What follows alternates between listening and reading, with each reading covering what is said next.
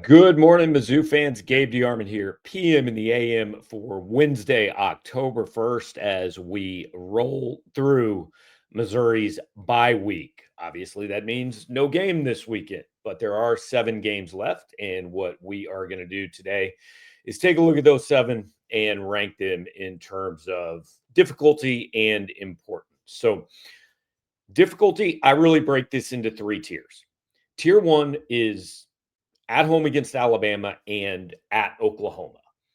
I tend to put the Oklahoma game in terms of difficulty just a little bit above the Alabama game. Missouri's won 15 in a row at home.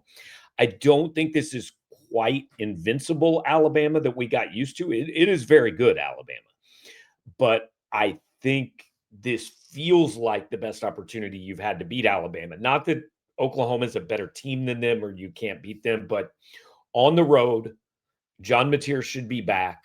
Oklahoma's going to want revenge. I think that one's a little bit tougher. I would put Alabama too. The second tier is A&M at home, Auburn and Vanderbilt on the road. And I'm not going to argue with anybody that wants to rank these in any order.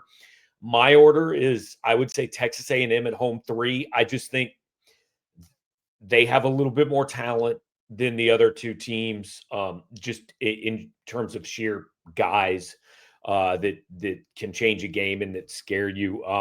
Obviously, we know what happened in College Station last year. This may be a little bit of decal bias on my part, putting them number 3. I put Vandy number 4. Maybe they should be higher. Maybe there's still a little bit of leftover. Yeah, but it's Vandy. I'm not saying this is going to be an easy game by any means because I don't think number 5 is an easy game, and that's at Auburn. I know some people would have this above the Vandy game. Some people would have it above the A&M game. That's all well and good. I think we're splitting hairs here. I'd go number 5 with the Auburn game. And tier 3 is Mississippi State at home at Arkansas, and that's the order I'd go in. Mississippi State's a good team, but it's at home. I think they're going to cool off a little bit. I think that's a game Missouri should win at Arkansas. And nobody has any idea what to expect by the time we get there. Bobby Petrino coach team. I honestly, they could be 2-9 and they could be, 6-5. I don't know what's going to happen there. Um, and what their motivation will be and what Missouri's situation will be, all that.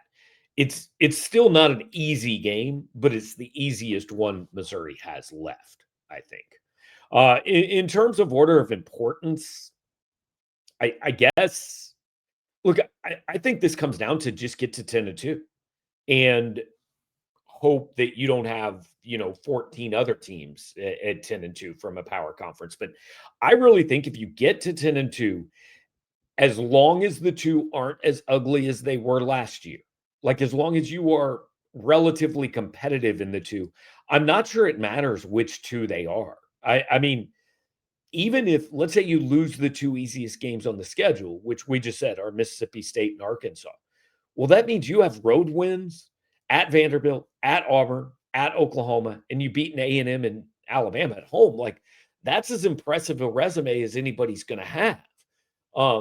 So I really don't think this year that we're going to be nitpicking at 10-2. Last year, there was a lot of, I thought pretty quickly after that Alabama game, I thought 10-2 is not getting this team in because the wins were too close and the losses were too ugly. And there just wasn't enough on the resume, even with a win over South Carolina. Like last year's Missouri schedule really was weak for an SEC schedule.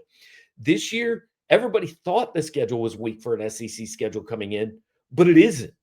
I mean, they've got 5 games against top 16 teams here in the last 3 weeks or 7 weeks.